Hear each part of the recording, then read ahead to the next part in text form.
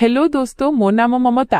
आज मो विवाह प्रस्ताव पई किछि लोक आसीथिले, किंतु काहेकि केजाणी सेमाने मोते बहुत अजब लागुथिले एवं सेमानंक सहित आसीथिबा सेमानंकर झियारीटी तो आहुरी अजब थिला। मु मो मांक सामनारे बसी लगातार गोटिए कथा कहूथिली जे मां मोर विवाह सेठारे कराओ नाही। जेतेबेले कि मो मां हठात कहिले, तू पागल होई गलु कि? एते भल प्रस्ताव एते सहजरे मिले नाही। आउ देख झियो, भगवानंक इच्छारे खुशी रहिबा उचित। एही संपर्क तो पाई भगवानंक तरफरु बहुत बड़ वरदान साब्यस्त हेबो। देखिबु, मो हृदय कहुछि सेमाने बहुत भल लोक एवं जेउमाने भगवानंकु असंतुष्ट करंती सेमानंकु किछि मिले नाही। मो मां जेकोनसी परिस्थितिरे मोर विवाह सेठारे कराइबाकु चाहुथिले एवं मोते सेठारे विवाह करिबा ठीक लागु नथिला। मु मो मांकु धैर्यर सहित बुझाई कहिली, मां मोर बयस बीती जाउ नाही, तुमे काहेकि एते चिंता करूछ? मु भगवानंकु असंतुष्ट करू नाही, किंतु मु अनुभव करिछि जे सेमानंक परिवार टिके अलगा एवं सबुठारु बड़ कथा मु सेही झियोकु बुझी पारु नाही।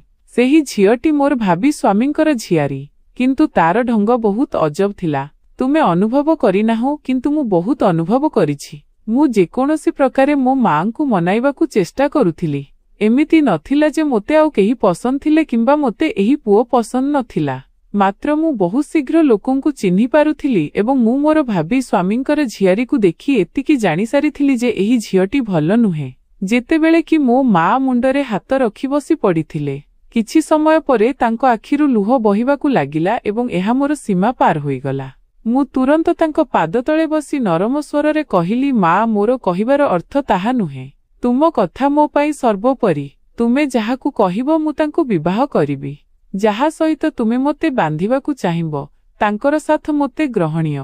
मात्र तुमे मो कथाकु बुझिबाकु चेष्टा तो कर। तुमे काहेकि मोते एक अंधकूअरे ठेली देबाकु चाहुछ, जेउथिरे अपमान व्यतीत आउ किछि नाही। तुमे जानिना हो, मु सेही झियोकु देखिछि। से बहुत अलगा।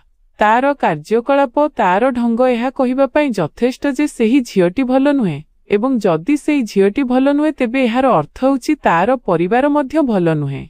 जेतेबेले कि मो मां व्याकुल होई कहिले, तू पागल होई जाइछु, तोर मुंड तळकु आसी जाइछि। तोर विवाह सेही झियो सहित हेबो नाही, तार ककांक सहित हेबो एवं तू अधिक कथा कहे नाही। तोते बड़मानंक मामला जणा नाही। चुप रह, मु निष्पत्ति नेई सारिछि। मु तोर विवाह जेकोनसी परिस्थितिरे सेठारे ही कराइबी। आजि सेही लोकमाने मोते देखिबा पई आसीथिले एवं सेही झियोटीर मोते अजब अजब प्रश्न पचारिबा जे आपण कोन पिंधिबाकु पसंद करंती, आपणकर पुओ बंधु अछंती कि एवं आपण सेमानंकु भेटिबाकु जाआंती कि, आपण लेट नाइट पार्टी करंती कि। एही कथा गुड़िक कहिबार नुहे, मात्र मु जानिबाकु चाहुछि, दयाकरी कुहंतु। तार ढंग बहुत अजब थिला। काहेकि केजाणी सेई झियोटी मोते भूल लागुथिला। एमिति लागुथिला जेमिति से दोहरा व्यक्तित्वर अधिकारी होइथिबो। मात्र मु कोनोसी निष्कर्ष बाहर करिबा ठीक मने करि नथिली। मो मांकु मोर भाबी स्वामी बहुत पसंद थिले, तेणु से मोर मतामत न नेई सेही लोकमानंकु हाँ कहि देइथिले। किछि क्षणर खेल थिला एवं विवाहर प्रस्तुतिरे हेबाकु लागिला। जेतेबेले कि मोते घाबरामी लागुथिला एवं तापरे मु मध्य शेषरे एहा भाबी निजकु बुझाई देली जे प्रकृतरे मोर विवाह तार ककांक सहित हेउछि, ता सहित नुहे। एवं जदि से मोते पुणी थरे कौनसी ओलटा सीधा प्रश्न करिबाकु चेष्टा करे तेबे मु तार ककांकु अभियोग करिदेबी। किंतु मोते जणा नथिला जे सेमानंक घरकु जिबा परे मो सामनारे केउ सत्य आसिबाकु जाउछि। समय निज गतिरे बीती जाइथिला एवं मोर विवाह खुशीरे मो स्वामींक सहित होइगला एवं मु बाप घरु स्वामींक घरकु आसीगली। समय गड़ी चलीथिला एवं एठाकार रीतिनीति देखि मोर जीवन बाहरी आसिबाकु लागिला। जेमिति मु भाबिथिली ठीक सेमिति ही हेउथिला। एठाकु आसिबा परे मोते समस्त लोकंकर रहस्य जणा पड़िबाकु लागिला। मु आश्चर्य थिली जे मोर परिवार लोके मोर विवाह केउठारे करि देइछंती। मो मां तो कहुथिले जे तोर सासुघर बहुत भल, सेठारे तू बहुत खुशीरे रहिबु, तोते जीवनर सबु सुविधा मिलिबो, सेही लोकमाने बहुत इज्जत एवं मर्यादावान। बास तोते सेमानंकर प्रत्येक आदेश पालन करिबाकु पड़िबो। किंतु एठाकु आसिबा परे तो एक अलगा परिस्थिति सामनाकु आसुथिला। मोर दियर घरर बड़ झियो नेहा एक बहुत अलगा मिजाजर झियो थिला। तार बयस 19 वर्ष थिला, मात्र तार कार्यकलाप कोनोसी 25 वर्षर वृद्ध महिला परि थिला। नेहाकु देखि एमिति लागुथिला जेमिति से सबु खेल खेली सारिछि। ମୁଁ କେବେ ଭାବି ନଥିଲି ଯେ ମୋର ବିବାହ ଏପରି ବେଢଙ୍ଗା ପରିବାରରେ ହୋଇଯିବ। ବିବାହର ସକାଳେ ମୁଁ ଆଶ୍ଚର୍ଯ୍ୟ ହୋଇ ରହିଗଲି ଯେତେବେଳେ ମୋର ସେହି 19 ବର୍ଷର ଝିଆରୀ ନିଜ କକାଙ୍କ କୋଳରେ ଆସି ବସିଗଲା। ମୋ ପାଇଁ ଏସବୁ କିଛି ବହୁତ ଆଶ୍ଚର୍ଯ୍ୟଜନକ ଥିଲା। ମୋ ମା ତ ମୋ ଶାଶୁଘରର ବହୁତ ପ୍ରଶଂସା କରିଥିଲେ ଯେ ତୋର ଶାଶୁଘର ଲୋକେ ବହୁତ ଧାର୍ମିକ ଲୋକ, ତୁ ବହୁତ ଖୁସିରେ ରହିବୁ, କୌଣସି ଅସୁବିଧା ତୋତେ ହେବ ନାହିଁ। ଯେଉଁମାନେ ଧାର୍ମିକ ହୁଅନ୍ତି ସେମାନଙ୍କ ହୃଦୟରେ ଭଗବାନଙ୍କର ଭୟ ଥାଏ। ମାତ୍ର ମୋତେ ତ ଏଠାରେ ଏମିତି କିଛି ଦେଖାଗଲା ନାହିଁ। ଟିକେ ପରେ ମୋର ଯାଆ ଆସି ନିଜ ଝିଅକୁ ନେଇଗଲେ ଯେତେବେଳେ କି ସେ ଲଗାତାର ମନା କରୁଥିଲା ଯେ ତାକୁ ସେଇଠି ରହିବାକୁ ଅଛି। ମୋ ସ୍ୱାମୀ ମଧ୍ୟ ହୁଏତ ମୋର ଉପସ୍ଥିତିରେ ଲଜ୍ଜା ଅନୁଭବ କରୁଥିଲେ। ଟିକେ ପରେ ହିଁ ଆମକୁ ଜଳଖିଆ ପାଇଁ ଡକାଗଲା। କାଫି ଖୁସିର ପରିବେଶରେ ଜଳଖିଆ କରାଯାଉଥିଲା, କିନ୍ତୁ ହଠାତ୍ ନେହା ଆସି ବସିବାରୁ ପରିବେଶରେ ଏକ ଅଜବ ଶୀତଳତା ଛାଇଗଲା। ମୋର ଶାଶୁ, ନଣନ୍ଦ ଏବଂ ମୋର ଦିଅର ସମସ୍ତଙ୍କର ମୁହଁ ତଳକୁ ହୋଇଗଲା। ସେଠାରୁ ଧୀରେ ଧୀରେ ସମସ୍ତେ ଉଠିବା ଆରମ୍ଭ କରିଦେଲେ। ଯେତେବେଳେ କି ସେଇ ଝିଅ ନେହା ଏବେ ବି ଡେରା ଦେଇ ଜଳଖିଆ ଖାଉଥିଲା। ଯେତେବେଳେ ତାର ଜେଜେମା ଅନୁଭବ କଲେ ଯେ ସମସ୍ତେ ଯାଉଛନ୍ତି, ସେ ନିଜେ ହିଁ ନେହାକୁ ଭିତରକୁ ପଠାଇଦେଲେ। ଯେତେବେଳେ କି ନେହା ମୁହଁ ଫୁଲାଇ ଏବଂ ସମସ୍ତଙ୍କୁ ବାଜେ କଥା କହି ଭିତରକୁ ଚାଲିଗଲା। ମୁଁ ଆଶ୍ଚର୍ଯ୍ୟ ଥିଲି ଯେ ତାକୁ ମୋର ଉପସ୍ଥିତିର ମଧ୍ୟ ଅନୁଭବ ହେଲା ନାହିଁ। ହୁଏତ ସେ ଏପରି ଚିନ୍ତାଧାରାର ମାଲିକ ଥିଲା, କିନ୍ତୁ ମୋତେ ଜଣା ନଥିଲା ଯେ ଅସଲ ସତ୍ୟ କଣ। ଯେମିତି ଯେମିତି ସମୟ ବିତିଲା, ନେହାଙ୍କର ଆହୁରି ଅଜବ କଥା ମୋ ସାମ୍ନାକୁ ଆସିବାକୁ ଲାଗିଲା। ରାତିର ଦ୍ୱିତୀୟ ପ୍ରହର ଚାଲିଥିଲା ଏବଂ ଶୋଷ ଯୋଗୁଁ ମୋ ନିଦ ହଠାତ୍ ଖୋଲିଗଲା। ମୁଁ ସାଇଡ୍ ଟେବୁଲ ଆଡ଼କୁ ହାତ ବଢ଼ାଇଲି ତ ଦେଖିଲି ଯେ ଜଗ୍ ଖାଲି ପଡ଼ିଛି, ଯାହାଦ୍ୱାରା ମୋତେ ଅଧିକ କ୍ରୋଧ ଆସିଲା। ମୁଁ ରାଗରେ ନିଜ ସ୍ୱାମୀଙ୍କ ପିଠିକୁ ଚାହିଁଲି। ରାତିରେ ପାଣି ଆଣିବାର ଦାୟିତ୍ୱ ତାଙ୍କର ଥିଲା, କିନ୍ତୁ ପ୍ରତିଥର ପରି ସେ ଆଜି ବି ପାଣି ଆଣିବାକୁ ଭୁଲି ଯାଇଥିଲେ। ମୋତେ ବହୁତ ରାଗ ଆସିଲା, କିନ୍ତୁ ସେହି ସମୟରେ ତାଙ୍କର ନିଦ ଖରାପ କରିବାକୁ ଚାହୁଁନଥିଲି। ତେଣୁ ମୁଁ ଚାପ୍ ଚପଲ ପିନ୍ଧି ବାହାରକୁ ଆସିଲି। ଯେମିତି ମୁଁ କିଚେନ ପାଖରେ ପହଞ୍ଚିଲି, ନେହାଙ୍କର ସ୍ୱର ମୋ କାନରେ ପଡ଼ିଲା। ହୁଏତ ସେ କାହା ସହିତ ମୋବାଇଲରେ କଥା ହେଉଥିଲା। ସେ ଧୀରେ ଧୀରେ କହୁଥିଲା, ଦେଖ, ମୋ ପାଖରେ ଏତେ ସମୟ ନାହିଁ। ଯେତିକି କୁହାଯାଇଛି ସେତିକି କର ଏବଂ ଠିକ୍ ସମୟରେ ପହଞ୍ଚିଯାଅ। ମୁଁ ଜାଣେ ନାହିଁ, ବସ୍, ମୋତେ ଏହା କରିବାକୁ ଅଛି। ଏବେ ମୋର ହୃଦୟ ବହୁତ କରୁଛି। ମୋ ଦ୍ୱାରା ଆଉ ସହ୍ୟ ହେଉନାହିଁ। କେଜାଣି ମା ମୋର ବିବାହ କେବେ କରିବେ ଏବଂ ମୁଁ ଏହି କାମ ମୋ ଜୀବନରେ ଶୀଘ୍ର ଶୀଘ୍ର କରିବାକୁ ଚାହୁଁଛି। ତାର କଥା ଶୁଣିବାକୁ କାଫି ଚସ୍ପ ଲାଗୁଥିଲା। ମୁଁ ଧ୍ୟାନର ସହିତ ଶୁଣିବାକୁ ଲାଗିଲି। ସେ ଆଗକୁ କହିଲା, ବସ୍, ମୁଁ ଭାବି ନେଇଛି ଯେ ଏବେ ମୁଁ ଏହା କରୁଥିବି, ମୋ ଦ୍ୱାରା ଆଉ ସହ୍ୟ ହେଉନାହିଁ। ମୋ ଆଖି ଆଶ୍ଚର୍ଯ୍ୟରେ ଖୋଲିଗଲା। ସେ ବିବାହିତ ସମ୍ପର୍କରେ ସ୍ଥାପନ କରିବାର ଇଚ୍ଛା ପ୍ରକାଶ କରୁଥିଲା ଏବଂ ତାହା ମଧ୍ୟ କୌଣସି ଅଜଣା ଲୋକ ସହିତ। କଣ ଏହି କଥାଗୁଡ଼ିକ ତା ପାଇଁ ଠିକ୍ ଥିଲା? ମୁଁ ତାକୁ ଯାଇ ପଚାରିବାକୁ ଚାହୁଁଥିଲି, କିନ୍ତୁ ସେତେବେଳେ ସେ କିଛି ଏମିତି କହିଲା ଯେ ମୋର ହୋସ୍ ଉଡ଼ିଗଲା। ସେ କହିଲା, ଆଉ ହଁ ସୁମିତ, ସେଠାରେ କେବଳ ତୁମେ ଏକା ନଥିବ, ତୁମ ସହିତ 2-4 ଜଣ ଆଉ ପୁଅ ମଧ୍ୟ ଥିବେ। ମୁଁ କୌଣସି ଗୋଟିଏ ଲୋକ ସହିତ ଏହି କାମ କରିବାକୁ ଚାହୁଁନାହିଁ। ସେଠାରେ 2-4 ଜଣ ଆଉ ପୁଅ ଥିବେ, ତେବେ ଯାଇ ମଜା ଆସିବ, ନଚେତ୍ ଏସବୁ ବେମଜା ହୋଇ ରହିଯିବ। ତାର ଏହି ବେହୁଦା କଥାଗୁଡ଼ିକରେ ମୋ କାନର ଲତି ଲାଲ ହୋଇଗଲା। ହଠାତ୍ ସେରୁ ବାହାରକୁ ଆସିଲା ଏବଂ ମୋତେ ସାମ୍ନାରେ ଠିଆ ହୋଇଥିବାର ଦେଖି ମୋ ପାଖ ଦେଇ ଚାଲିଗଲା। ତାର ମଥାରେ କୌଣସି ଶିକନ ନଥିଲା କିମ୍ବା ଚେହେରାରେ କୌଣସି ଘାବରାମି। ସେ ଏତେ ସହଜରେ ଏହି କଥାଗୁଡ଼ିକ କରୁଥିଲା, ମାନେ ଏହା କୌଣସି ବଡ଼ କଥା ନୁହେଁ। କିନ୍ତୁ ମୋ ମୁଣ୍ଡ ଶୂନ ହୋଇଯାଇଥିଲା। ନେହା ଆମ ପରିବାରର ଇଜ୍ଜତ ଥିଲା। ଯଦି ସେ କୌଣସି ଭୁଲ କାମ କରେ, ତେବେ ଆମ ପରିବାରର ହିଁ ବଦନାମୀ ହେବ। ମୋତେ ବୁଝାପଡ଼ୁନଥିଲା ଯେ ମୁଁ କଣ କରେ। ମୁଁ ଶୀଘ୍ର ଶୀଘ୍ର ପାଣି ପିଇଲି ଏବଂ ଜଗ୍ ଭରି ନିଜକୁ ଫେରି ଆସିଲି। ସେହି ରାତି ମୋ ପାଇଁ କୌଣସି ଶଯ୍ୟାଠାରୁ କମ୍ ନଥିଲା। ମୁଁ ବିଛଣାରେ ସିଧା ଶୋଇଗଲି, କିନ୍ତୁ ନିଦ କୋଷ ଦୂରରେ ଥିଲା। ମୁଁ ନିଜ ସ୍ୱାମୀଙ୍କ ପିଠି ଦେଖିଲି ଏବଂ ତାଙ୍କୁ ଉଠାଇ ଏସବୁ କହିବାର ଭାବିଲି, କିନ୍ତୁ ମୁଁ ଏତେ ଶୀଘ୍ର କୌଣସି ଝିଅ ଉପରେ ଅଭିଯୋଗ ଲଗାଇ ପାରିବି ନାହିଁ। ବାସ୍ତବରେ ଘରେ କେହି ନେହାକୁ ପସନ୍ଦ କରୁନଥିଲେ, କିନ୍ତୁ ଯଦି ମୁଁ ତା ଉପରେ ଏତେ ଘୃଣ୍ୟ ଅଭିଯୋଗ ଲଗାଏ, ତେବେ ସବୁ ଲୋକ ମୋର ହିଁ ବିରୁଦ୍ଧରେ ହୋଇଯିବେ ଏବଂ ମୋର ବିବାହକୁ ଏବେ କେବଳ 3 ମାସ ହିଁ ହୋଇଥିଲା। ସେଥିପାଇଁ ମୁଁ କୌଣସି ଏପରି ପଦକ୍ଷେପ ଉଠାଇବାକୁ ଚାହୁଁନଥିଲି ଯାହାଦ୍ୱାରା ମୋର ବୈବାହିକ ଜୀବନ ଉପରେ ପ୍ରଭାବ ପଡ଼େ। ଯେମିତି ଯେମିତି ସମୟ ବିତିଲା, ମୁଁ ଚୁପ୍ ରହିଲି। ମୁଁ ବସ୍ ଠିକ୍ ସୁଯୋଗର ଅପେକ୍ଷା କରୁଥିଲି, ଯାହାଦ୍ୱାରା ନିଜ ସ୍ୱାମୀଙ୍କ ସହିତ ଏହି କଥା କହିପାରେ। ଶେଷରେ ବଟା ପରେ ମୋତେ ନିଦ ଆସିଥିଲା। ସକାଳ ସବୁବେଳେ ପରି ଉଜ୍ଜଳ ସାବ୍ୟସ୍ତ ହେଲା। ସୂର୍ଯ୍ୟ ଉଦୟ ହେବା ମାତ୍ରେ ମୁଁ ଉଠିଗଲି ଏବଂ ଘରର ମହିଳାମାନଙ୍କ ସହିତ ଜଳଖିଆ ତିଆରି କରିବାରେ ଲାଗିଗଲି। ମୁଁ ବାରମ୍ବାର ନେହାଙ୍କ ମାଙ୍କ ଆଡ଼କୁ ଦେଖୁଥିଲି। ଏହି ଘରେ ସେହି ଜଣେ ମହିଳା ଥିଲେ ଯିଏ ନେହାକୁ ବହୁତ ଭଲ ପାଉଥିଲେ। ବାକି ଘରର ଲୋକ ତାକୁ ଦେଖିବାକୁ ମଧ୍ୟ ପସନ୍ଦ କରୁନଥିଲେ। ହଠାତ୍ ମୋର ମନ ହେଲା ଯେ ମୁଁ ତାଙ୍କୁ ତାଙ୍କ ଝିଅର କାର୍ଯ୍ୟକଳାପ କହିଦିଏ, କିନ୍ତୁ ପୁଣି ଭାବିଲି ଯେ ହୁଏତ ଏହାର କୌଣସି ଲାଭ ହେବ ନାହିଁ। କିଏ ଜାଣେ ସେ ମୋତେ ବିଶ୍ୱାସ କରିବେ କି ନାହିଁ। କିନ୍ତୁ ମୋର ଜମିର ମୋତେ ଚୁପ୍ ବସିବାକୁ ଦେଉନଥିଲା। ଜଳଖିଆ କରାଇବା ପରେ ମୁଁ ଉପରକୁ ପାରାମାନଙ୍କୁ ଦାନା ଦେବାକୁ ଚାଲିଗଲି। ଏହି ସଉକ ମୋ ସ୍ୱାମୀଙ୍କର ଥିଲା। ଘରେ କାହାକୁ ବି ପାରା ପାଳିବାର ସଉକ ନଥିଲା, କେବଳ ମୋ ସ୍ୱାମୀଙ୍କୁ ଛାଡ଼ି, ଯିଏ ଛାତ ଉପରେ ଏକ ବଡ଼ ପିଞ୍ଜରା ତିଆରି କରିଥିଲେ, ଯେଉଁଥିରେ ଅନେକ ପାରା ପାଳିଥିଲେ। ମୁଁ ପାରାମାନଙ୍କୁ ଦାନା ପାଣି ଦେଲି ଏବଂ ତଳକୁ ଆସିବାକୁ ଲାଗିଲି। ସେତେବେଳେ ମୋର ନଜର ଛାତର କଣରେ ବସିଥିବା ନେହା ଉପରେ ପଡ଼ିଲା, ଯିଏ ମୁଣ୍ଡର ଉପରେ ବସି ମୋବାଇଲ ଚଳାଉଥିଲା। ମୁଁ ତା ଆଡ଼କୁ ବଢ଼ିଲି। ମୋତେ ଦେଖି ସେ ଘାବରାଇଗଲା।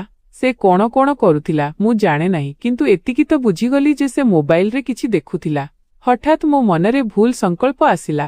ସେ ମୋବାଇଲରେ କିଛି ଭୁଲ ହିଁ ଦେଖୁଥିଲା, ତେବେ ଯାଇ ତ ମୋର ଆସିବା ପରେ ଘାବରାଇଗଲା। ମୋତେ ଆଶ୍ଚର୍ଯ୍ୟ ଲାଗୁଥିଲା ଯେ ଏତେ ଛୋଟ ବୟସରେ ଏହି ଝିଅଟି ଏପରି କାର୍ଯ୍ୟକଳାପ କରୁଛି। ମୁଁ ତାକୁ କିଛି କହିବାକୁ ହିଁ ଯାଉଥିଲି ଯେ ସେ ସେଠାରୁ ତୁରନ୍ତ ଦୌଡ଼ି ପଳାଇଲା। ମୋ ବୁଝାମଣାରୁ ସବୁ କିଛି ବାହାର ଥିଲା। ମୋତେ କିଛି ବୁଝାପଡ଼ୁନଥିଲା ଯେ ସେ କଣ କରିବାକୁ ଚାହୁଁଛି, କିନ୍ତୁ ଏତିକି ତ ସ୍ପଷ୍ଟ ଥିଲା ଯେ ସେ ବହୁତ ବଡ଼ କୌଣସି କାମ କରିବାକୁ ଯାଉଛି, ଯାହାପରେ ପୁରା ପରିବାରର ବଦନାମୀ ହୋଇଯିବ। ମାତ୍ର ମୁଁ କାହାକୁ କିଛି କହିପାରୁନଥିଲି। ମୋର ଜୀବନ ଶୁଖି ଯାଉଥିଲା। ବିବାହର ଏହି ଦିନଗୁଡ଼ିକ ମୋ ପାଇଁ ଖୁସିର ନୁହେଁ, ବରଂ କୌଣସି ସଜା ପରି ହୋଇଯାଇଥିଲା। ନେହାଙ୍କ ସତ୍ୟତା ଜାଣି ମୋତେ ବହୁତ ଅଫସୋସ ହେଉଥିଲା ଏବଂ ଖାସ୍ କରି ନିଜ ଯା ଉପରେ ରାଗ ଆସୁଥିଲା ଯେ ସେ ନିଜ ଏକମାତ୍ର ଝିଅର କିପରି ପାଳନ ପୋଷଣ କରିଥିଲେ। ତାର ବାପା ମଧ୍ୟ ଅନେକ ସମୟରେ ତା ଉପରେ ରାଗୁଥିଲେ, ଖାସ୍ କରି ତାର ଲାପରବାହୀ ଉପରେ। ତାର ବେଫିକରାନା ଢଙ୍ଗ ସମସ୍ତଙ୍କୁ ଖଟକା ଲାଗୁଥିଲା। ଯେତେବେଳେ ସେ ବାହାରକୁ ଯାଉଥିଲା, ତେବେ ବହୁତ ଡେରି ପରେ ଘରକୁ ଫେରୁଥିଲା। ମୋ ଶାଶୁ ଏହି କଥାଗୁଡ଼ିକ ଉପରେ ବହୁତ ଚିଡ଼ଚିଡ଼ାଉଥିଲେ, କିନ୍ତୁ ନେହା ଏକ କାନରେ ଶୁଣି ଅନ୍ୟ କାନରେ ବାହାର କରିଦେଉଥିଲା। ସେହି ଦିନ ମଧ୍ୟ ପ୍ରତିଦିନ ପରି ବିତିଗଲା। ପରଦିନ ସକାଳେ ଜଳଖିଆ ଟେବୁଲ ଉପରେ ନେହା ସଜେଇ ହୋଇ ବସିଥିଲା। ମୋ ଶାଶୁ ତାକୁ ଏକ ନଜର ଦେଖିଲେ ଏବଂ କହିଲେ, ଆରେ ନେହା, ତୁ କୁଆଡ଼େ ଯାଉଛୁ? ତୋର ମସ୍ତିଷ୍କ ତ ଠିକ୍ ଅଛି। ଘରୁ ଅନୁମତି ନେଇଛୁ ବି? ନେହା ନିଜ ଜେଜେମାଙ୍କୁ ଦେଖିଲା ଏବଂ କିଛି ନ କହି ଜଳଖିଆ କରିବାକୁ ଲାଗିଲା। ସେ ଏକମାତ୍ର ଛୁଆ ଥିଲା ଯେ ନିଜ ଜେଜେମାଙ୍କୁ ଏପରି ଅଣଦେଖା କରୁଥିଲା, ଯେମିତି ତାଙ୍କର ଏହି ଘରେ କୌଣସି ଅସ୍ତିତ୍ୱ ହିଁ ନାହିଁ। ନେହା ତ ସମସ୍ତଙ୍କୁ ଏହିପରି ଅଣଦେଖା କରୁଥିଲା। କାହା ସହିତ କଥା ହେବା ସେ ଜରୁରୀ ମନେ କରୁନଥିଲା। ହୁଏତ ତାର ପାଳନ ପୋଷଣ ହିଁ ଏମିତି ହୋଇଥିଲା। ଟିକେ ପରେ ସେ ସମସ୍ତଙ୍କ ପ୍ରଶ୍ନକୁ ଅଣଦେଖା କରି ନିଜ ବ୍ୟାଗ୍ ଉଠାଇ ଘରୁ ଚାଲିଗଲା। ପଛରେ ସବୁ ଲୋକ ତାର ମାଆଙ୍କୁ ତାଚ୍ଛଲ୍ୟ କରୁଥିଲେ, ଯେତେବେଳେ କି ତାର ମାଆଙ୍କ ଚେହେରାରେ ହାଲକା ହସ ଥିଲା। ମୁଁ ଆଶ୍ଚର୍ଯ୍ୟ ଥିଲି ଯେ ଏହି ମହିଳା ଶେଷରେ କଣ ଚାହାନ୍ତି। ହୁଏତ ତାଙ୍କୁ ନିଜ ଝିଅର କାର୍ଯ୍ୟକଳାପ ଜଣାଥିଲା, କିନ୍ତୁ ତାଙ୍କର ହସ ମୋତେ କୌଣସି ବଡ଼ ଆପତ୍ତିର ସଂକେତ ଲାଗୁଥିଲା। ମୋତେ ବସ୍ ନେହାଙ୍କ ଫେରିବାର ଅପେକ୍ଷା ଥିଲା, ଯାହାଦ୍ୱାରା ସତ୍ୟ ସାମ୍ନାକୁ ଆସିପାରେ। ନେହା ଯିଏ କାଲି ସୁମିତ ନାମକ ପୁଅ ସହିତ 4-5 ଜଣ ଆଉ ପୁଅଙ୍କ କଥା କହୁଥିଲା, ସେ ସେମାନଙ୍କ ସହିତ ରଙ୍ଗଲୀଳା କରିବାକୁ ଯାଇଥିଲା। ସେମାନଙ୍କ ସହିତ ପାପ କରିବାକୁ ଯାଇଥିଲା। ଏହା ଭାବିବା ମାତ୍ରେ ମୋ ଶରୀରରେ ଝୁରି ଦୌଡ଼ିଗଲା। ନେହା ସନ୍ଧ୍ୟା ହେବା ପୂର୍ବରୁ ଘରକୁ ଫେରି ଆସିଥିଲା ଏବଂ ସିଧା ନିଜକୁ ଯାଇ ଶୋଇଯାଇଥିଲା। ସେ ଏତେ ଥକି ଯାଇଥିଲା ଯେ ଉଠିବାର ନାମ ନେଉନଥିଲା। ମୁଁ ତାକୁ 2-3 ଥର ଖାଇବାକୁ ଡାକିବାକୁ ଚେଷ୍ଟା କଲି, କିନ୍ତୁ ସେ ପ୍ରତିଥର ମନା କରିଦେଲା। ଏସବୁ ଦେଖି ମୋତେ ବିଶ୍ୱାସ ହୋଇଗଲା ଯେ ଏହି ଝିଅ ଆଦୌ ଭଲ ନୁହେଁ। ମୋ ହୃଦୟ ତାଠାରୁ ଉଠିଗଲା। ମୋତେ ତା ପ୍ରତି ଘୃଣା ଅନୁଭବ ହେବାକୁ ଲାଗିଲା, ବରଂ ତାଠାରୁ ଘିନ ଅନୁଭବ ହେବାକୁ ଲାଗିଲା। ଏମିତି ଲାଗୁଥିଲା ଯେମିତି ମୁଁ ତାକୁ ଶେଷ କରିଦିଏ। ଯେଉଁ ଝିଅକୁ ଠିକ୍ ଭୁଲର ଫରକ ଜଣା ନାହିଁ, ତାକୁ ବଞ୍ଚିବାର କୌଣସି ଅଧିକାର ନାହିଁ। ମୋ ମସ୍ତିଷ୍କରେ ଅଜବ ଅଜବ ଖ୍ୟାଲ ଆସିବାକୁ ଲାଗିଲା। ମୁଁ ନିଜକୁ କଷ୍ଟରେ ସମ୍ଭାଳିଲି ଏବଂ ନିଜକୁ ଯାଇ ବସିଗଲି। ଟିକେ ପରେ ମୋ ସ୍ୱାମୀ ନିଜ ସାଙ୍ଗମାନଙ୍କ ପାଖକୁ ଚାଲିଗଲେ ଏବଂ ମୋତେ ମୋ ଶାଶୁଙ୍କୁ ପଠାଇଦେଲେ। ସେଠାରେ ପୂର୍ବରୁ ହିଁ ମୋର ଜଣେ ଦିଅର ଘର ଏବଂ ଜଣେ ଯା ବସିଥିଲେ, ଯିଏ ଶାଶୁଙ୍କ ସହିତ କଥା ହେଉଥିଲେ। ମୁଁ ମଧ୍ୟ ସେମାନଙ୍କ ସହିତ ଯାଇ ବସିଗଲି। ହଠାତ୍ ନେହାଙ୍କ ଜିଦ୍ ଛିଡ଼ିଗଲା। ମୋର ଛୋଟ ଯା ଶାଶୁଙ୍କୁ କହିଲେ, ଆପଣମାନେ ଅକାରଣରେ ହିଁ ନେହାକୁ ଏତେ ମୁଣ୍ଡରେ ଚଢ଼ାଇ ରଖିଛନ୍ତି। ତାର ବିବାହ କରନ୍ତୁ ଏବଂ ତାକୁ ତାର ଘରକୁ ପଠାନ୍ତୁ। ବାଜେରେ ଘରେ ସବୁବେଳେ ସୋର ମଚାଉଥାଏ। ତାର ଯୋଗୁଁ ସମସ୍ତେ ହଇରାଣ। କାଲି ବି ବିକ୍ରମ ଏହା ହିଁ କହୁଥିଲେ ଯେ ଏହି ଝିଅଟି ଆମର ନାକ କାଟିବାର ଶପଥ ନେଇଛି। କେଜାଣି ଏ ଆମର କଣ କରିବ? ମୋର ଯା ମଧ୍ୟ ଏହି କଥା କହିବାକୁ ଲାଗିଲେ। ହଠାତ୍ ଲମ୍ବା ନୀରବତା ପରେ ମୋର ଶାଶୁ କହିଲେ, ବସ୍, ପର ଝିଅ ଅଟେ। କିଛି ଦିନର ଅତିଥି, ତାପରେ ଚାଲିଯିବ। ତୁମେ ଲୋକ ନିଜ ରକ୍ତକୁ ଜଳା ନାହିଁ। ଶୀଘ୍ର ହିଁ ସବୁ ଠିକ୍ ହୋଇଯିବ। ପର ଝିଅ ଶୁଣି ମୋର କାନ ଠିଆ ହୋଇଗଲା। ମୁଁ ନିଜ ଶାଶୁଙ୍କୁ ପଚାରିଲି, ମା ଆଜି ପର ଝିଅରୁ କଣ ମାନେ? ସେ ମୋ ଆଡ଼କୁ ଦେଖି କହିଲେ, ଆରେ ବୋହୂ, ତୁମକୁ କଣ ଜଣା ଯେ ତୁମର ଯାଙ୍କର ନିଜର କୌଣସି ସନ୍ତାନ ନାହିଁ? ନେହା ତାଙ୍କର ନିଜ ଝିଅ ନୁହେଁ। ତାକୁ ଗୋଦ ନିଆଯାଇଛି ଏବଂ ଅକାରଣରେ ତାକୁ ବହୁତ ଲାଡ଼ ଦିଆଯାଇଛି। ଏହି ଲାଡ଼ ପ୍ୟାର ଯୋଗୁଁ ହିଁ ସେ ବିଗିଡ଼ି ଯାଇଛି। ଏହି କଥା ମୋ ପାଇଁ ଚମକାଇବା ଭଳି ଥିଲା। ମୁଁ ବଡ଼ ବଡ଼ ଆଖିରେ ତାଙ୍କୁ ଦେଖୁଥିଲି। ଏବେ ମୋତେ ନେହାଙ୍କର ବେହୁଦା କାର୍ଯ୍ୟକଳାପର ଅସଲିୟତ ବୁଝା ପଡ଼ୁଥିଲା। ମୋର ଯାଙ୍କର ଧୀରେ ହସିବା, ଡେରିରେ ଘରକୁ ଆସିବା ପରେ କିଛି ନ କହିବା, ତାର ଭୁଲ ଜାଣି ମଧ୍ୟ ତାକୁ କିଛି ନ କହିବା। ଆଜି ସବୁ ସତ୍ୟ ସାମ୍ନାକୁ ଆସି ଯାଇଥିଲା। ସେମାନେ କେବେ ବି ନେହାକୁ ନିଜର ସନ୍ତାନ ମାନି ନଥିଲେ। ମୋତେ ନେହା ଉପରେ ବହୁତ ଅଫସୋସ ହେଉଥିଲା ଯେ ସେ କିପରି ଘରେ ଜନ୍ମ ହୋଇଛି, ଅର୍ଥାତ୍ ତାର ଭବିଷ୍ୟତ ସମ୍ପୂର୍ଣ୍ଣ ଭାବେ ଅନ୍ଧକାରମୟ ଥିଲା। ତାର ଦୁନିଆ ଏବଂ ଜୀବନ ଦୁଇଟି ଯାକ ବର୍ବାଦ ହୋଇ ଯାଇଥିଲା। ଆଜି ପ୍ରଥମ ଥର ମୋତେ ନେହା ପାଇଁ ଦୁଃଖ ଅନୁଭବ ହେଉଥିଲା। କିନ୍ତୁ ମୋତେ ଏହା ଜଣା ନଥିଲା ଯେ ଅସଲିୟତ କିଛି ଆଉ ଥିଲା ଯାହା ମୋତେ ଜଣା ନଥିଲା। ପରଦିନ ସକାଳେ ମୁଁ ତାକୁ ବହୁତ ଆଶ୍ଚର୍ଯ୍ୟରେ ଦେଖିଲି। ମୋର ସନ୍ଦେହ ଧୀରେ ଧୀରେ ସତ୍ୟରେ ବଦଳୁଥିଲା। ସେ ବହୁତ ଲଡ଼ଖଡ଼ାଉଥିବା ପରି ଚାଲୁଥିଲା, ଯାହା ଏହି କଥାର ସଙ୍କେତ ଥିଲା ଯେ ସେ ନିଶ୍ଚିତ ଭାବେ କିଛି ଭୁଲ କରିଛି। ମୋ ଶାଶୁ ତାକୁ ଅନେକ ଥର ଟୋକିଲେ, କିନ୍ତୁ ସେ ସବୁବେଳେ ପରି ଅଣଦେଖା କରି ନିଜ ମାଙ୍କ ବାହୁରେ ଲୁଚିଗଲା। ତାର ମା ତା ପାଇଁ ତାଜା ଜଳଖିଆ ତିଆରି କଲେ ଏବଂ ତା ସାମ୍ନାରେ ସଜାଇ ଦେଲେ, ଯାହାକୁ ସେ ଚପ୍ ଖାଉଥିଲା। ଆଜି ମୁଁ ମଧ୍ୟ ତା ସହିତ ବସିଲି ଏବଂ ତାକୁ ଏପଟ ସେପଟର କଥା କହିବାକୁ ଚେଷ୍ଟା କରୁଥିଲି। ମୋର ଉଦ୍ଦେଶ୍ୟ ସ୍ପଷ୍ଟ ଥିଲା ଯେ ମୁଁ ତା ସହିତ ବନ୍ଧୁତା କରିବାକୁ ଚାହୁଁଥିଲି। ମୁଁ ଏତିକି ତ ଜାଣିସାରିଥିଲି ଯେ ଏହି ଝିଅଟି ଖରାପ ସଙ୍ଗତରେ ପଡ଼ିସାରିଛି, କିନ୍ତୁ ଯଦି ଏ ମୋ ସହିତ ରୁହେ ତେବେ ମୁଁ ତାର ଠିକ୍ ପାଳନ ପୋଷଣ କରିପାରନ୍ତି ଏବଂ ତାକୁ ଖରାପ ରାସ୍ତାରୁ ହଟାଇ ଭଲ ରାସ୍ତାକୁ ଆଣିପାରନ୍ତି। କିନ୍ତୁ ମୋତେ ଜଣା ନଥିଲା ଯେ ସେ ପ୍ରକୃତରେ କିଛି ଆଉଥିଲା। କାଫି ସମୟ ପର୍ଯ୍ୟନ୍ତ ସେ ମୋ ସହିତ କଥାବାର୍ତ୍ତା କଲା ଏବଂ ତାପରେ ନିଜକୁ ଚାଲିଗଲା। ଏହି ସମୟରେ ସେ ନିଜ ବିଷୟରେ କିଛି ବି କହିଲା ନାହିଁ। ମୁଁ ବୁଝିଗଲି ଯେ ସେହି ଝିଅ ବେବାକ୍ ହେବା ସହିତ କାଫି ଚାଲାକ ମଧ୍ୟ। ସେଥିପାଇଁ ସେ ନିଜ ଉପରକୁ କୌଣସି କଥା ଆସିବାକୁ ଦେଉନଥିଲା। କିଛି ସମୟ ପରେ ସେ ପୁଣି ଗାଧୋଇ ପାଧୋଇ ବାହାରକୁ ଆସିଲା ଏବଂ ନିଜକୁ ଚାଦରରେ ଢାଙ୍କି ନିଜ ମାଙ୍କୁ ଅଲବିଦା କହି ଚାଲିଗଲା। ଆଜି ମୋର ସହନଶକ୍ତି ଜବାବ ଦେଇଥିଲା। ତାର ମା ସବୁକିଛି ଦେଖୁଥିଲେ କିନ୍ତୁ ଚାପ୍ ବସି ରହିଲେ। ମୁଁ ରାଗରେ ତାଙ୍କ ଆଡ଼କୁ ଦେଖିଲି ଏବଂ କହିଲି, ଆପଣ ପାଗଳ ହୋଇଗଲେ କି? ନିଜ ଝିଅକୁ ଏହିପରି କିପରି ଯିବାକୁ ଦେଉଛନ୍ତି? କଣ ଆପଣଙ୍କୁ ଜଣା ନାହିଁ ଯେ ସେ ଯବାନ ଝିଅ ଭଟକି ଯାଇପାରେ, ଭୁଲ ସଙ୍ଗତରେ ପଡ଼ିପାରେ? ଆପଣ ତାର ଠିକ୍ ପାଳନ ପୋଷଣ କାହିଁକି କରୁନାହାନ୍ତି? ମୋର ଯା ମୋତେ ଆଶ୍ଚର୍ଯ୍ୟରେ ଦେଖିଲେ ଏବଂ କହିଲେ, ଦେଖ ମମତା, ତୁମେ ଏହି ଘରର ବୋହୂ, କିନ୍ତୁ ଏବେ ନୂଆ ନୂଆ ଆସିଛ। ତୁମେ ଆମ ଘରର ମାମଲା ବିଷୟରେ କିଛି ଜାଣିନାହୁଁ, ସେଥିପାଇଁ ଏବେ ତୁମର ଏଠାରେ କହିବାର କୌଣସି ଅଧିକାର ନାହିଁ। ତୁମର ଏବେ ନୂଆ ନୂଆ ବିବାହ ହୋଇଛି, ନିଜ ଧ୍ୟାନ ନିଜ ବିବାହ ଉପରେ ଲଗାଅ। ମୋ ସ୍ୱାମୀ, ମୋ ଶାଶୁ ଏବଂ ମୋ ଝିଅ କଣ କରନ୍ତି, ଏହା ଆମର ମସଲା। ମୋ ଝିଅ କଣ କରେ, କୁଆଡ଼େ ଯାଏ, ତାହା ତାର ଏବଂ ତାର ଭଗବାନଙ୍କର ମାମଲା। ତୁମେ କିଏ ହୋଇଛ ତାକୁ ପରଖିବା ପାଇଁ? ମୋର ଯାଙ୍କର ଏହି କଥାଗୁଡ଼ିକ ଶୁଣି ମୋତେ ବହୁତ ଅଫସୋସ ହେଲା ଯେ କଣ ମା ଏମିତି ହୁଅନ୍ତି ଯିଏ ନିଜ ସନ୍ତାନ ସହିତ ଏତେ ଖରାପ କରନ୍ତି।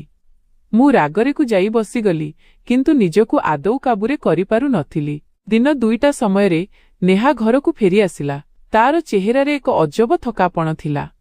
ମୁଁ ତାକୁ ପାଣିର ଗ୍ଲାସ ଦେଲି ତ ସେ ତୁରନ୍ତ ପୂରା ଗ୍ଲାସ ଏକାଥରେ ପିଇଦେଲା। ସେ ମୋ ଆଡ଼କୁ ଚାହିଁ ମୋର ସ୍ୱାସ୍ଥ୍ୟ ବିଷୟରେ ପଚାରିବାକୁ ଲାଗିଲା। ପୁଣି ହଠାତ୍ ନିଜ ଜେଜେମା ଏବଂ ବାକି ସମସ୍ତଙ୍କ ବିଷୟରେ ପଚାରିବାକୁ ଲାଗିଲା। ମୁଁ ଧୀରେ ଧୀରେ ତାକୁ ସମସ୍ତଙ୍କ ବିଷୟରେ କହିଦେଲି। ତେବେ ସେ କେବଳ ଏତିକି କହିଲା ଯେ ସେ ବହୁତ ଥକି ଯାଇଛି, ଶୋଇବାକୁ ଯାଉଛି। ଯେତେବେଳେ ଶୋଇକି ଉଠିବ ମୁଁ ତାକୁ ଦିନର ଖାଦ୍ୟ ଦେଇଦିଏ, କାରଣ ତାକୁ ଭୋକ ମଧ୍ୟ ଲାଗିଛି। ମୁଁ ମଧ୍ୟ ମୁଣ୍ଡ ହଲାଇଦେଲି କାରଣ ମୁଁ ଏବେ ମନ ବନାଇ ନେଇଥିଲି ଯେ ମୁଁ ତାକୁ ଠିକ୍ ରାସ୍ତାରେ ଆଣି ହିଁ ରହିବି। କିନ୍ତୁ ଆଜି ମୋତେ ଏହା ଜଣା ନଥିଲା ଯେ ସତ୍ୟ ମୋ ଉପରେ କିପରି ଉଜାଗର ହେବାକୁ ଯାଉଛି। କିଛି ସମୟ ପରେ ଯେତେବେଳେ ମୁଁକୁ ଗଲି ତ ସେ ନିଜରେ ତିଆରି ହୋଇଥିବା ଛୋଟ ମନ୍ଦିରରେ ଭଗବାନଙ୍କ ଚରଣରେ ମୁଣ୍ଡ ରଖି ବସିଥିଲା।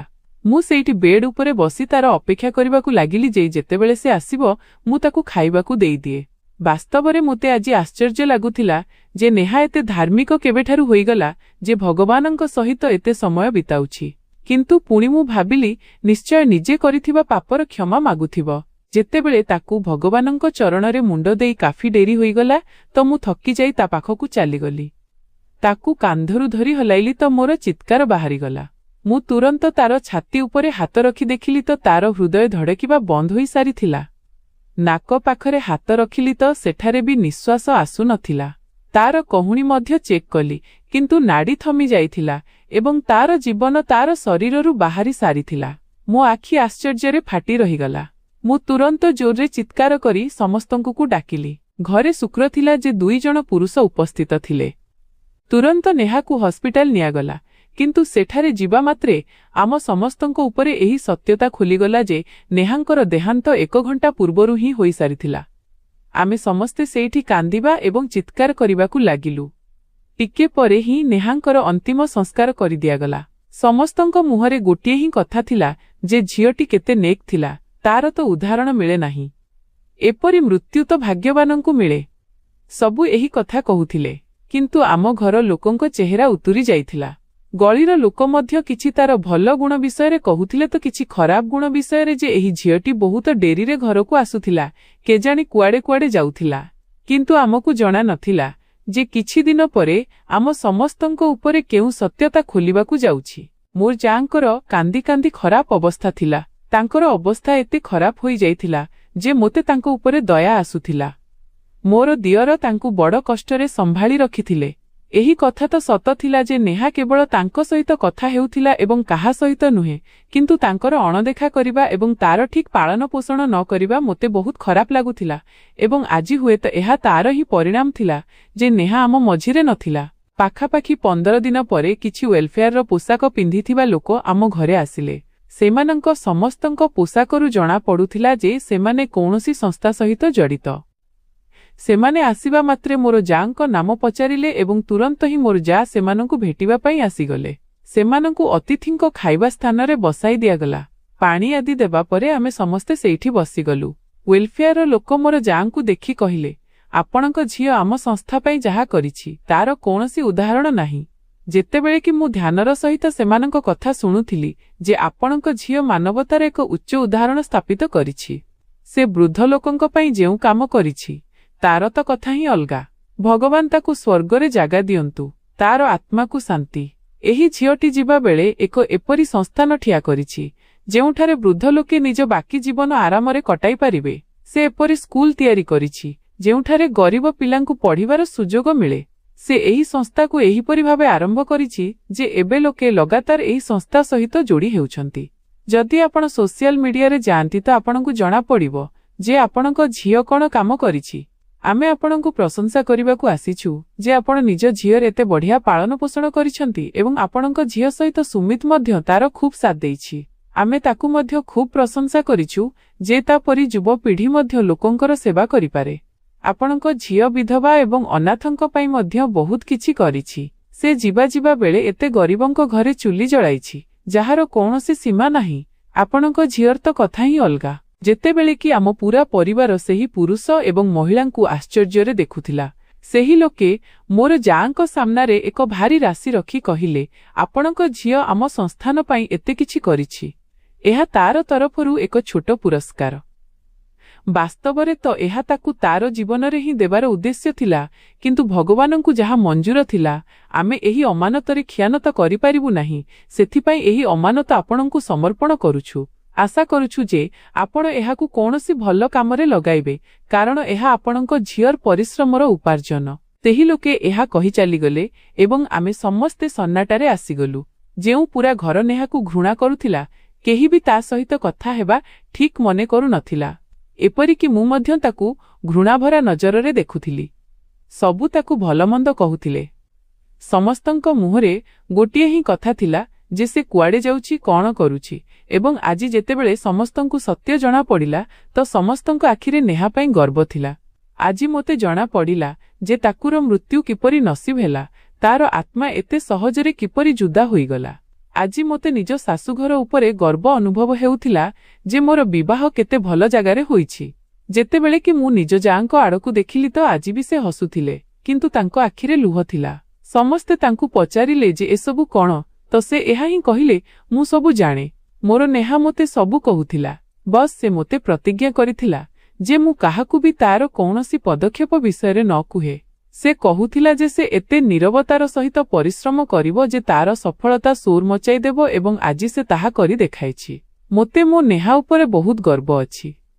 ଯେତେବେଳେ କି ମୋର ଯା ଏହା କହି ନିଜକୁ ଚାଲି ଯାଇଥିଲେ ଏବଂ ଆଜି ମୋତେ ନିଜ ଚିନ୍ତାଧାରା ଉପରେ ବହୁତ ଅଫସୋସ ହେଉଥିଲା ଯେ ମୁଁ ନେହା ବିଷୟରେ କେତେ ଭୁଲ ଭାବିଥିଲି।